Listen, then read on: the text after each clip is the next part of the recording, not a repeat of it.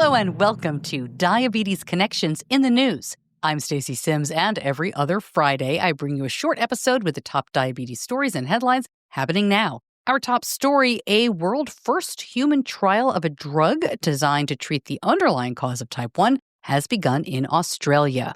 The drug is designed to retrain the immune system so it no longer attacks the insulin-producing cells known as beta cells. It's given as an injection under the skin. If effective, these researchers say the drug will initially be given to patients with type 1 as soon as possible after diagnosis, but eventually, if screening programs can be developed, it may be possible to prevent the progression of the disease altogether, they say. This is a very small study. We're very early here. About 36 participants will test the safety of the drug to start. Deaths from diabetes in the U.S. have fallen to some of the lowest rates in years. New preliminary figures from the CDC reversing a surge in mortality that was seen during the COVID-19 pandemic. Death rates from diabetes peaked in 2021. The CDC says the link between COVID-19 and diabetes may be to blame for that increase. Research shows the pandemic may have also made it harder for Americans to properly manage the disease, ranging from interruptions to physical activity to problems with routine medical care, diagnosing and treating diabetes. Big news for Eversense CGM, the world's first and only 1-year continuous glucose monitor. They have the first pump partner. Sequel MedTech says the twiist pump will integrate with Senseonics Eversense 365. Sequel and Senseonics say they have already started their work to integrate the latest generation implantable sensor with twiist. They expect to make the integrated offering available in the third quarter of this year. This is the second CGM integration for Sequel. They announced they would be partnering with Abbott and their Freestyle Libre platform earlier this year. This week, we also got a peek at the packaging and delivery of the twiist, as the first people posted about wearing it. We'll follow up and learn more about this newest insulin pump in the U.S. in the next couple of weeks. Medtronic announces the FDA approval of the Simplera Sync sensor for use with the MiniMed 780G system.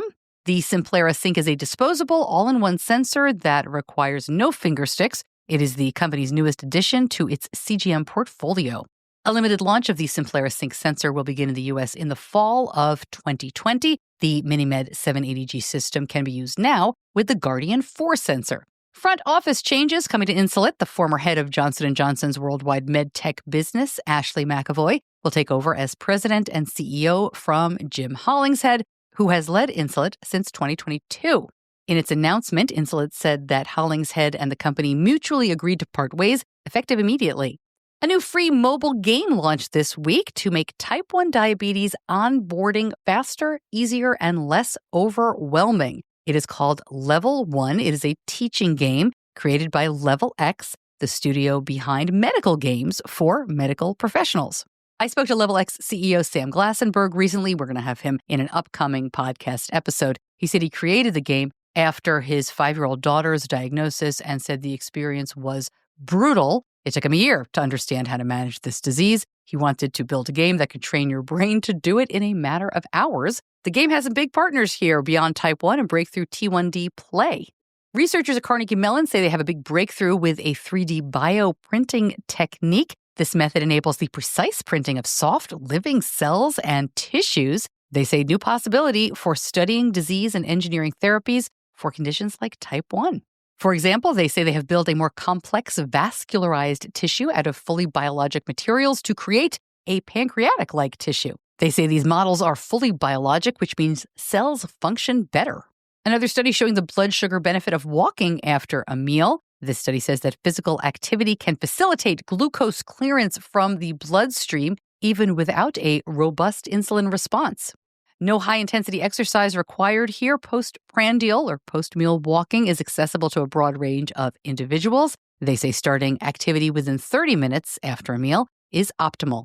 Dexcom is bringing back Dexcom U for a 4th year. This is their name, image, and license program for college athletes with diabetes. This time around, they've got a nationwide open call for, quote, passionate and inspiring college athletes. Now through May 23rd, athletes, coaches, friends, and family members can nominate candidates through an online submission. We have that link in the show notes. Those selected, along with the 8 returning athletes from last year, will be invited to attend Dexcom U signing day camp this summer, hosted by Baltimore Ravens tight end Mark Andrews. And that's in the news. If you like it, please share it. I'm Stacey Sims. I'll see you back here soon. Until then, be kind to yourself.